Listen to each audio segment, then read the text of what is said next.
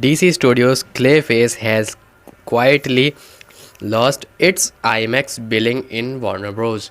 Latest official production material, and it happened to come 1 week before Supergirl release, which include IMAX screenings. The official Clayface production listing has been updated since about a month ago. The studio's official updated one-page production information sheet for the James Watkins directed horror film dated June 17 now states that the movie will be released only in theaters in North America on October 23 and internationally beginning 21 October. IMAX line is gone. That is a change from the version WB distributed roughly a month ago. That earlier press release circulated through WB official media pass press portal and later posted publicly to the DC Cinematic subreddit.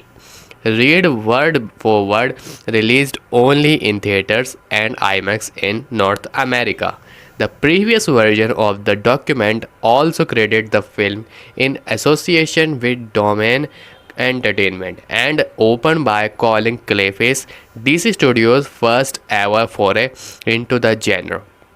Both of those lines are also gone from the new June 17 sheet. Again, to be clear, this is a updated official document, not a studio statement.